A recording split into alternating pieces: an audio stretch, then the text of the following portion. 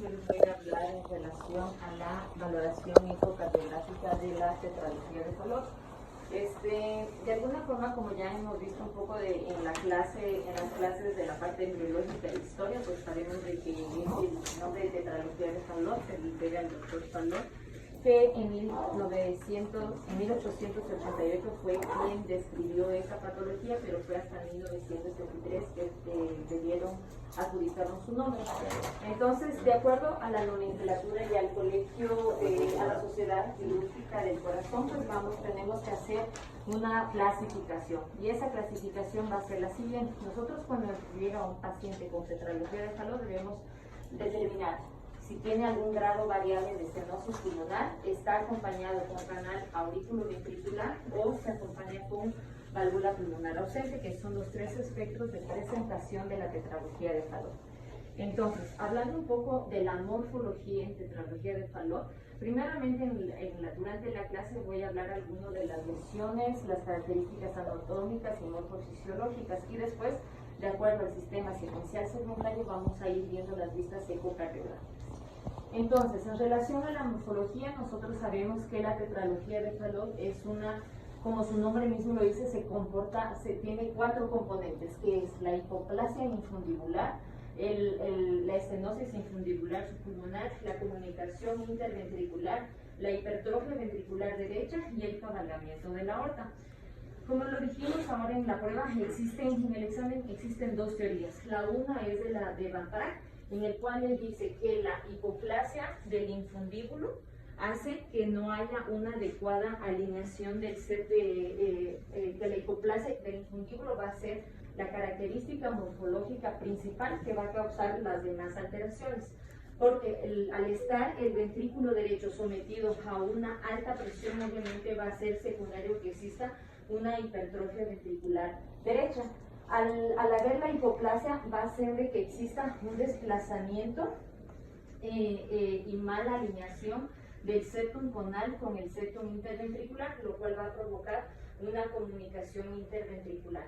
Y al haber esta comunicación interventricular, esta falta de alineación va a desplazar a la aorta hacia la derecha, la va a colocar en dextroposición, y lo cual va a hacer que exista un cabalgamiento de la aorta, tomando en cuenta que la aorta también se va a encontrar dilatada.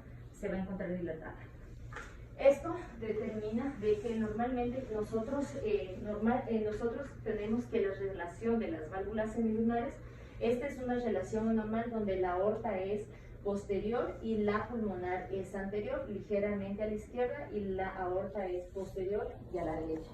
Mientras que en tetralogía de Fallot vamos a tener una rotación horaria, en el cual la aorta se ubica ligeramente anterior y a la derecha, y la pulmonar a la izquierda, y a veces, dependiendo del grado de estenosis infundibular, puede estar posterior, ligeramente posterior. Esto en relación a la teoría de Van Praag. Entonces él dice que esta hipoplasia del infundíbulo pues va a provocar todas estas alteraciones que les mencioné, y que, por ejemplo,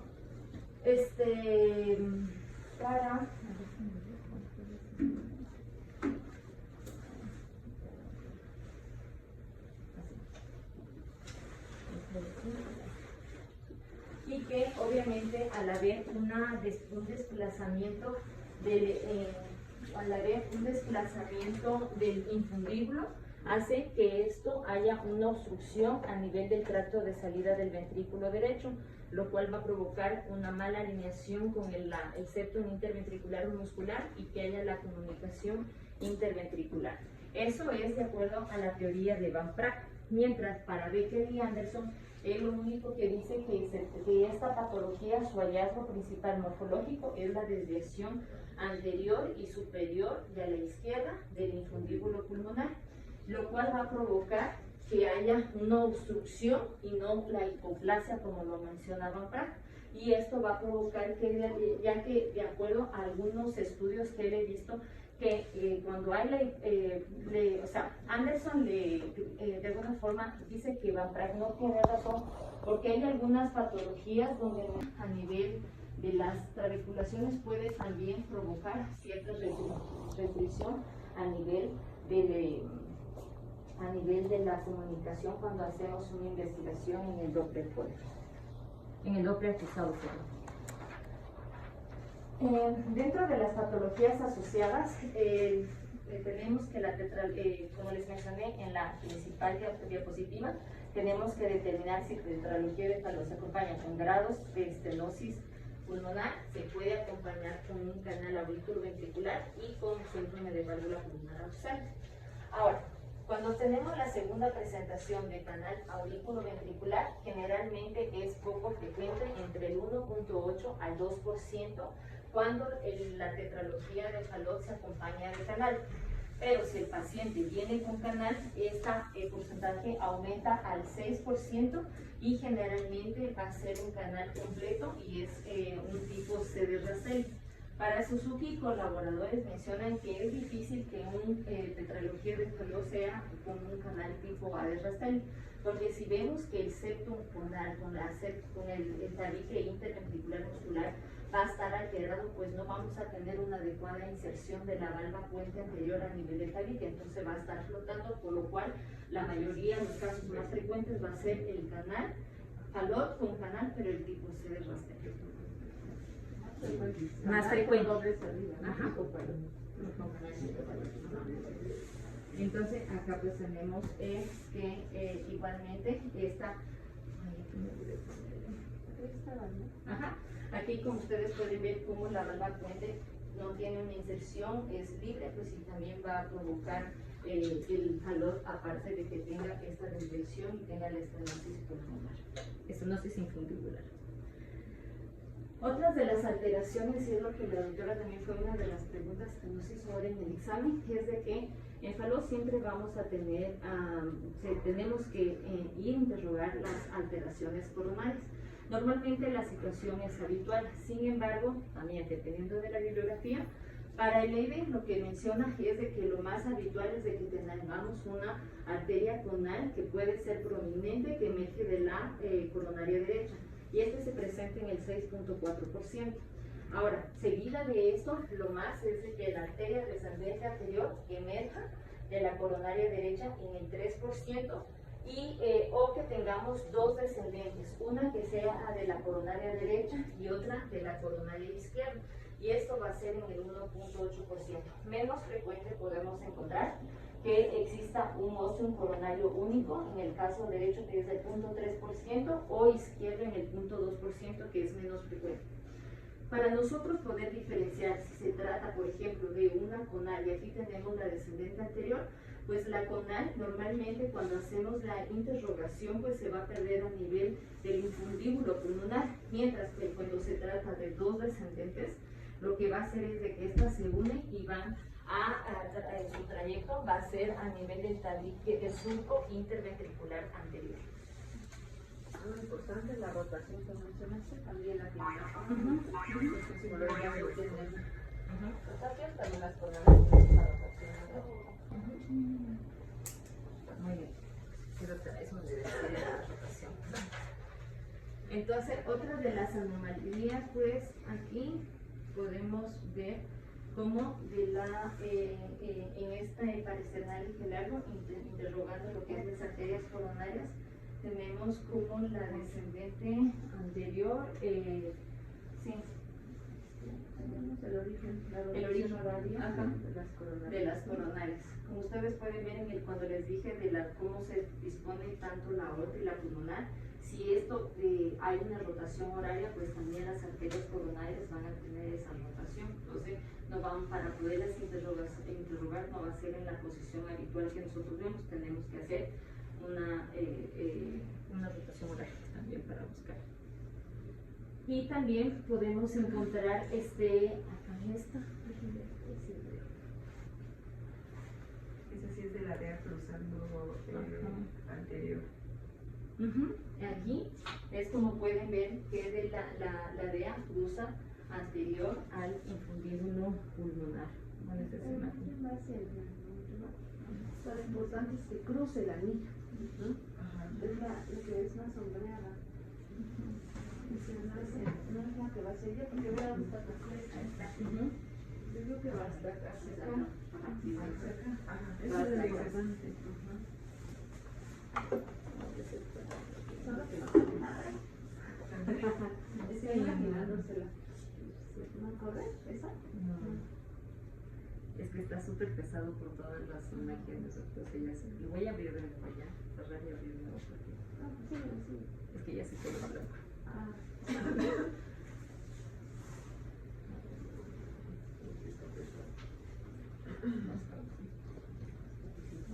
Chingo de patas de carro.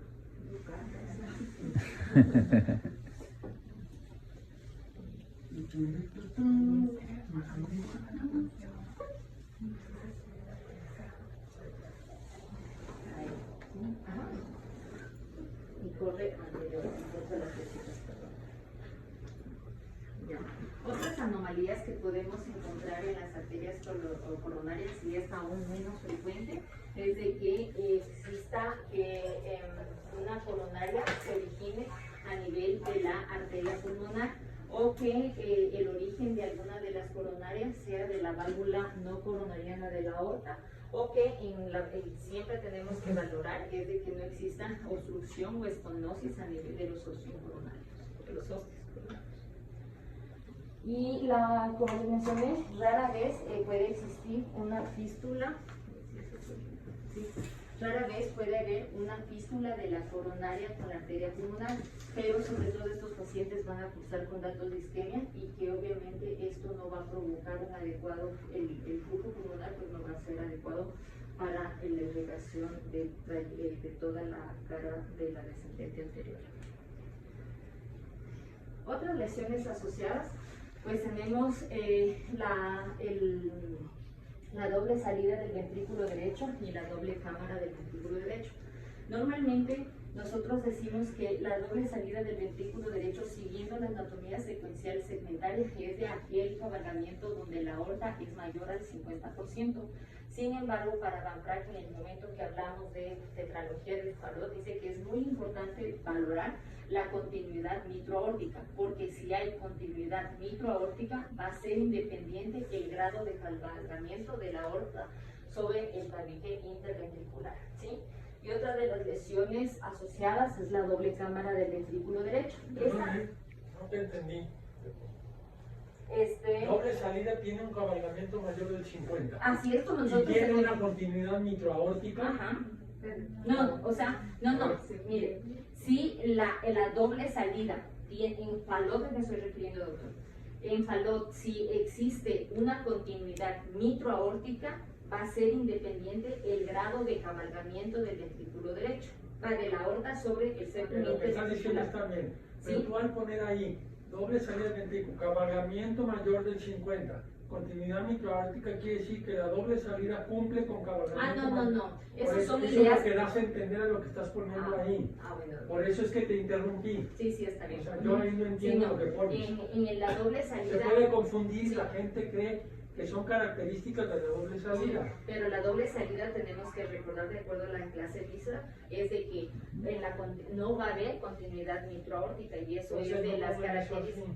Bueno, eso fue para Hay el recordatorio mío. se confunde. Sí, pero tienes razón, fue lo que escribí. Pero lo que les menciono es de que en Fallot siempre va a haber continuidad mitroaórtica, y de acuerdo a Van Praag va a ser independiente del grado de cabalgamiento. Obviamente para doble salida sabemos de que no hay la continuidad mitroaórtica, ¿ya? Y por otro lado, la doble cámara del ventrículo derecho generalmente es una obstrucción que se puede encontrar en el postquirúrgico. Sin embargo, y como nosotros ya vimos la clase de doble salida del ventrículo derecho, puede ser aislada con o sin defecto ventricular. Ahora, ¿qué sucede cuando se presenta? Y a veces dicen que es mal diagnosticado la tetralogía de Fallot, o le dicen a la doble cámara que está mal diagnosticado, porque en el caso que la doble cámara se presente con defectos del septo interventricular, este va a ser membranoso, no va a ser malalineación, y tomando en cuenta que la doble cámara va a ser una obstrucción intracavitaria, tanto el anillo pulmonar, tronco y ramas pulmonares van a ser normales. Y aquí, como ustedes pueden ver, en este oblicuo anterior derecho, también nos va a permitir valorar, sobre todo cuando estamos hablando de una cámara del ventrículo derecho, cómo se encuentran las clavículas que pueden estar hipertrofiadas. Dependiendo de la angulación podemos valorar la banda moderadora y poder ver cómo la obstrucción puede iniciar a nivel intracavitario. Y como ustedes pueden ver, acá las ramas pulmonares, el tronco, no va a haber estenosis, sino eso es una de las características que diferencia de la tetralogía de Fallot. El último caso que llegó el niño, saturaba 35, ¿no? Tenía muy hipertrófico el bebé, que es difícil determinar si es doble cameral o la hipertrofia propia de la obstrucción. Sí, y otra de las tercera variante de tetralogía de Fallot es cuando la presentación es con válvula pulmonar ausente. Obviamente nosotros vamos a tener una comunicación interventricular por la mala alineación y el acabalamiento aórtico, pero también vamos a encontrar que existe una hipoplasia o tenemos que valorar que la válvula pulmonar puede ser acomisural, unicomisural, bicomisural o tricomisural y sobre todo cuando valoramos y que en el caso de válvula pulmonar ausente solo vamos a encontrar mamelones o remanentes de tejido de las valvas o valvas rudimentarias, lo cual van a provocar que exista una estenosis pulmonar con una dilatación y regurgitación posterior. Las anomalías. Eso va a ser más frecuente que el grado máximo de estenosis. Bueno, donde te acelera es pulmonar, no infundibular. No infundibular, exacto. Sí, porque son niños hipoplásicos. A diferencia del Fallot, pues obviamente la estenosis y la aceleración va a ser desde el infundíbulo, no desde la válvula. Y aparte que obviamente también al ver una válvula pulmonar ausente también vamos a tener regurgitación, por lo que en Fallot no lo vamos a tener. En anomalía, otras de las alteraciones asociadas en tetralogía de Fallot son las anomalías del arco coronario. Como todos sabemos, el 25% de los pacientes se pueden presentar con arco aórtico derecho y subclavia izquierda, que puede ser aberrante o aislada. También existen porcentajes de presentación de doble arco aórtico derecho y la presencia de anillos vasculares. A veces también debemos interrogar siempre las ramas pulmonares porque se pueden presentar sling pulmonar y sobre todo a nivel del origen de la rama pulmonar izquierda. Y en ciertas ocasiones y con menos frecuente se pueden presentar lesiones obstructivas del corazón izquierdo. Hay mucho más posibilidades, un porcentaje muy alto de que los niños con Fallot, regrésale por favor, que los niños con Fallot más anomalías del arco aórtico, un alto porcentaje de que vayan a tener de lesión 22Q11, porque las dos alteraciones cardíacas en esos niños principalmente son las troncoconales, de derivación embrionaria troncoconal, y las anomalías del arco aórtico. Si esas dos las juntas, pues incrementa la posibilidad de que tenga el niño una lesión, que eso es lo importante. La de lesión, la cardiopatía es una asociación de la enfermedad que tiene el niño. Entonces, siempre ver las asociaciones que puede tener un niño con qué cardiopatías para atenderlo multidisciplinariamente. ¿Okay? Sí. De hecho, en relación a lo que mencionó el doctor, dice que obviamente en la parte, pues eso ya lo habíamos mencionado un poco en clase, de que siempre debemos descartar 22Q11, pero cuando, como lo mencionó el doctor, si el Fallot se acompaña de alteraciones del arco aórtico, anillos vasculares, es más porcentaje para descartar la de lesión 22Q11. Y otra de las alteraciones, pues vamos a tener la una es la posición retroaórtica de la vena innominada, pero nosotros tenemos que sobre todo valorar cómo se encuentra la vena innominada. A veces la podemos encontrar, la vena innominada, existe una presentación de un 10 de acuerdo al EIDEN y del 11% de acuerdo al LAI en la presentación de una vena innominada retroaórtica. Aquí tengo otro videito cuando nosotros hacemos la interrogación del supraesternal eje largo, cómo vamos a encontrar esta vena innominada. Aquí tenemos en bidimensional y con el Doppler color cómo encontramos aquí la vena innominada, que es una posición retroaórtica. Normalmente cuando nosotros hacemos la interrogación del arco aórtico vemos la vena innominada acá arriba, no acá. Entonces, como ustedes pueden ver, esta es la vena innominada. ¿Sí? Normalmente que te va a dar la imagen, porque a veces esta imagen es frecuente, pero no entra a color. No entra color. Entonces, en la previa que pusiste el supraeje corto, Pasa la anterior tantito. la anterior, esa es la que va a dar la color le hago así. Y ahí es importante siempre ver que entre color y que hagan su barrido hacia superior, que no la vean por arriba, ¿no? Normalmente como la vemos. ¿Por qué? Porque hay veces que pueden tener esta imagen y no entra color y se asocian algunos con derrame, y por alguna razón así se ve, arriba se ve y no es un denominador de trabajo. ¿Y esto qué es importante? ¿Para qué es importante mencionarlo o saberlo? Bueno, es importante porque sobre todo en el momento del abordaje quirúrgico, a veces la pueden confundir con a la vena innominada como un conducto, la pueden cerrar o también como una rama. Y para la granulación dicen ellos que también puede obstruir, entonces a veces la tienen que mover para Dice hacer que abordaje. es frecuente que la confundan como rama y entonces ahí digan como así se tiene ramas o no sé. Sí, entonces sí es importante tratar siempre el color, tener en cuenta, buscarlo, ¿no? Y que entre color, esa es la clave, que vean que entra color. Porque fíjense, y hay veces que niños, que en alguna ocasión yo ya presenté una denominada retroórtica, pero no entraba color. Y era que tenía a veces el derrame, se llega a ver así, se llega a ver esa imagen laminar, aunque sea el derrame o líquido más aumentado.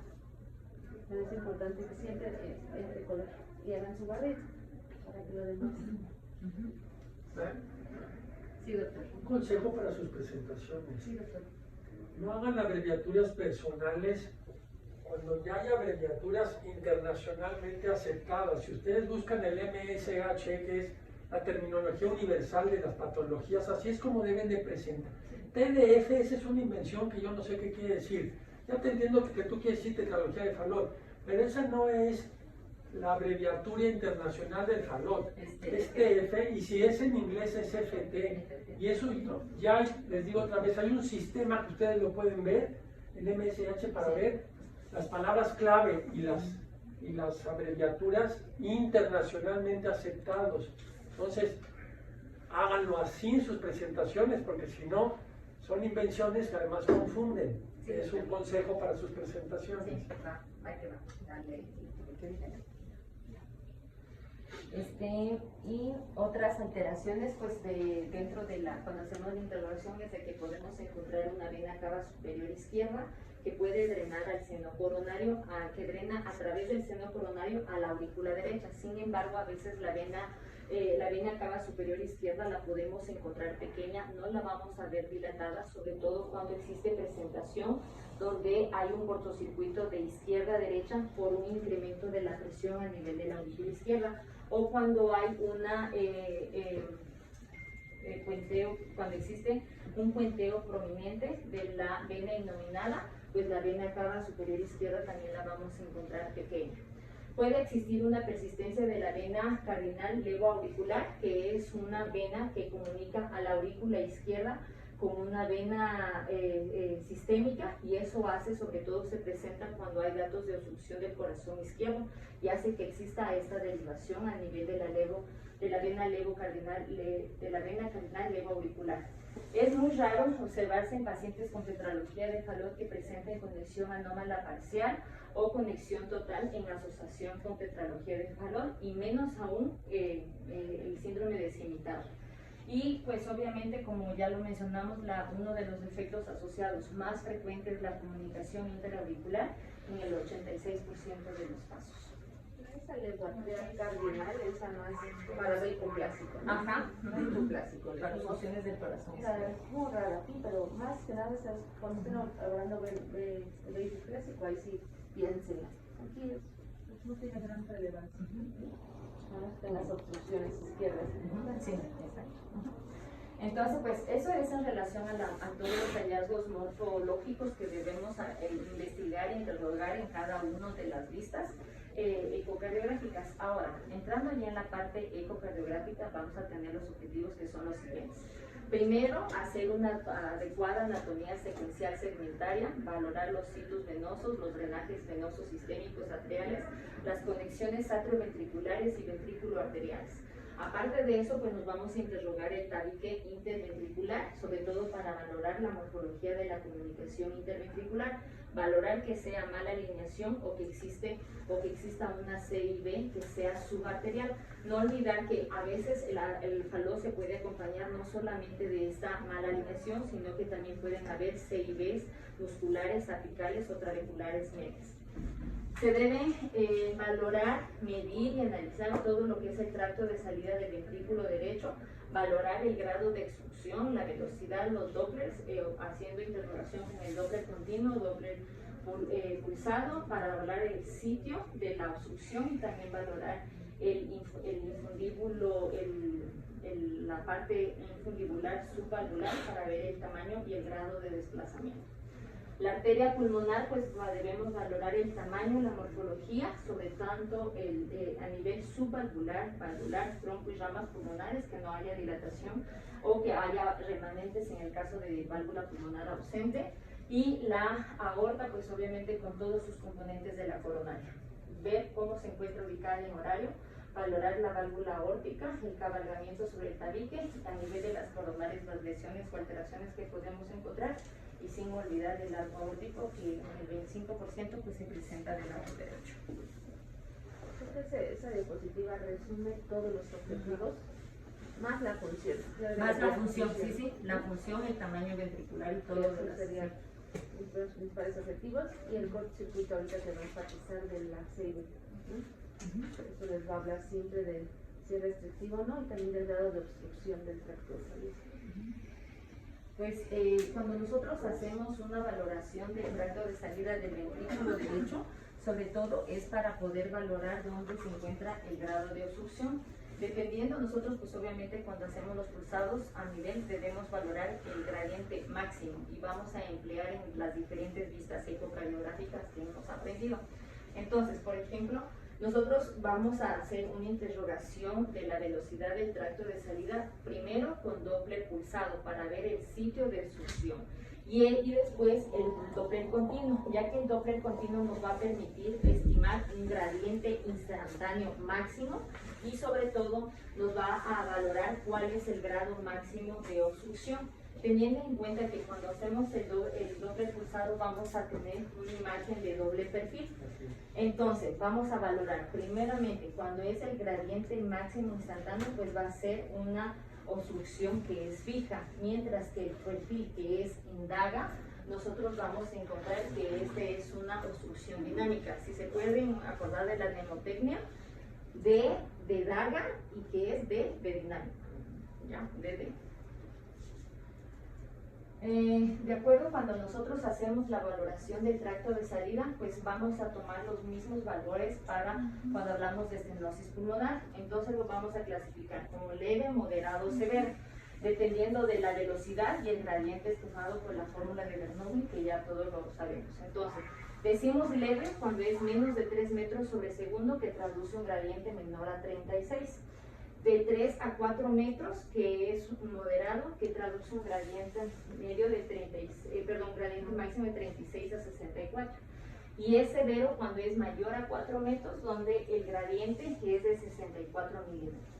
En la bibliografía pues nos menciona de que nosotros siempre debemos reportar el gradiente máximo y también hacer un gradiente medio, ya que el gradiente se estima mejor, se correlaciona con el gradiente pico a pico que nosotros valoramos por cateterismo. ¿Cuál coincide con el pico? El gradiente medio, doctor. Correcto. ¿Y esas tablas de abajo son medios o máximos? Máximos, doctor. Máximos. Máximos.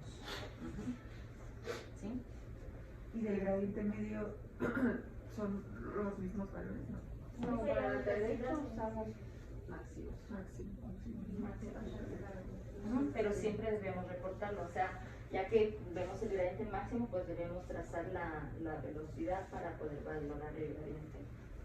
Creo que tiene más utilidades que el Ajá. aquí, yo me quedaría con más. Sí, trázalo, Para repórtalo, mencionarlo porque se pero menciona ¿para luego. qué te vas?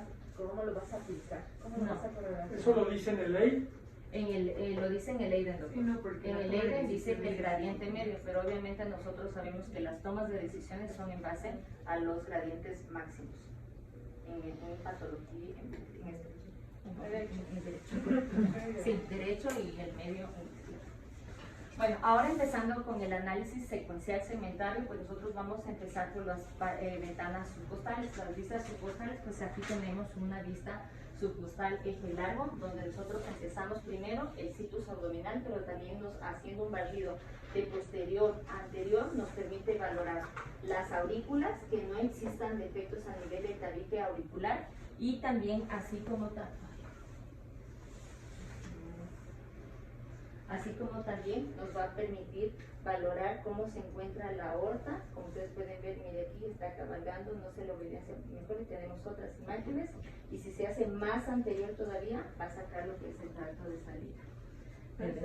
Este subcostal coronal o eje largo, como le quieran llamar, es importante para el cabalgamiento, ¿no? Es el que realmente le determina si está cabalgado o no. No. Para eso es importante este primer barrio inicial. Sí. Y si midieran el grosor de la pared del BD, tendría que ser en esta vista también.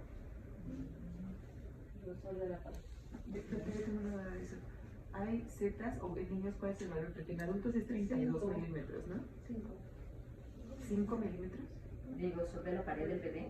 Ajá. Porque es un... Ese es el corte. Más de 5 y es hipertrofia. Ok. Sí, pero no hay valores exactos.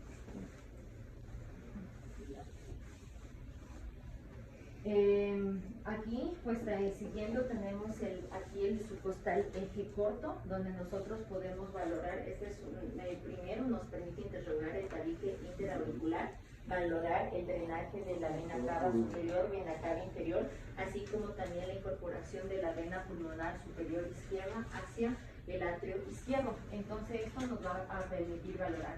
Nosotros sabemos que obviamente el Doppler, el gradiente de la comunicación interauricular lo debemos tomar en un paresternal en un subcostal eje largo. Sin embargo, podemos también tomarlo aquí, donde aquí la comunicación, el cortocircuito puede ser bidireccional, sobre todo en pacientes recién nacidos. ¿Qué vena es la que dices que llega? La vena pulmonar superior derecha. Vena pulmonar superior derecha. La superior derecha. Es la única imagen donde podemos valorar esa Si vena. no la ves arriba, aquí. Si la ves llegar aquí, pues está. Superior derecha. Aquí tenemos otro subcostal, eje largo. Aquí esta es una imagen del aire donde nos indica que nosotros, al hacernos un poco más anterior, podemos valorar las ramas pulmonares, ya que si nos vamos al barrido de posterior a anterior, podemos ver a nivel anterior las ramas pulmonares y cómo hacen un mosaico color cuando le colocamos doble color. La rama pulmonar derecha generalmente se va a extender de izquierda hacia derecha, y la rama pulmonar izquierda generalmente lo mejor es valorarla en los pares termales. Está difícil, a ver, pero yo tengo una ventana, las vas a ver más en el oblicuo. Estas vistas así anterior, muy anterior, te sirven cuando hay fístulas, porque sí ves la rama derecha, pero de ahí en fuera no estoy viendo otra cosa. Ahí parece que tienes que no es la rama derecha. Ajá, de la rama derecha. Aprovecho para hacer un comentario. Sí, doctor. En el anterior, donde tenías el septum interauricular, más para que les queden unos conceptos en movimiento. ¿Qué te parece ese foramen oval permeable? ¿Qué me parece? Ajá. Es pequeño, perdón, es un foramen oval que se encuentra pequeño, que provoca aceleración. Porque ya iba el concepto. Eso no es un foramen oval permeable, Joana. Es una cosa mala. Esa es una sella pequeña o tipo fosa oval, pero eso no es un foramen. Otra vez para que les quede claro los conceptos. Cuando alguien les pide que se valore un paciente porque tiene una enfermedad vascular cerebral criptogénica y quieren saber si la causa es cardíaca, o sea, descartar un foramen. Cuando el doctor González necesita que se le haga un eco al niño porque necesita hacerle una ablación y necesita ver si va a poder pasar por el tabique interatrial, necesita ver si hay un foramen cuando tienen que descartar el foramen, cuando el niño llora y dicen que cuando llora, siempre que llora y patalea ya se pone cianótico, tienen que descartar un foramen y entonces tienen por eco que hacer una medición de sustancias con burbujas, porque si no, no van a descartar el foramen, porque la definición de foramen es cuando hay un cortocircuito de derecha a izquierda, cuando aumenta más la presión de la aurícula derecha que la izquierda. Entonces, la única manera de verlo, no lo pueden ver así en color bidimensional, tienen que aumentar la presión de la aurícula derecha y entonces ver con las sustancias que se ponen en este caso como las burbujas, ver si pasa hacia el lado izquierdo. Porque si no, ustedes hacen el eco y dicen no tiene foramen, no tiene el tabique íntegro, y eso no es así. Entonces, si les queda claro el concepto, cuando pidan descartar eso, ni modo, vamos a tener que hacer una llave de 3 vías y tener que hacer un paso de medio de contraste para ver si tiene o no el foramen. Eso no es un foramen, Joana, porque el cortocircuito de ahí es de izquierda a derecha. ¿Sale? Aproveché para que le queden claros esos conceptos. ¿Ok? Sí.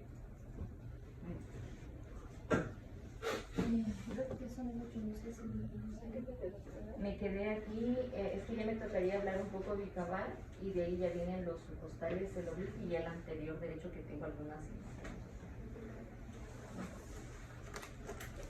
¿Vas a poner después más de doble? ¿Más ejemplos dobles? O sea, tengo más adelante en los ejemplos, porque ya solo era lo que hice hacer inicio para poder saber los demás ejemplos. Pero tengo 3 o 4 ejemplos.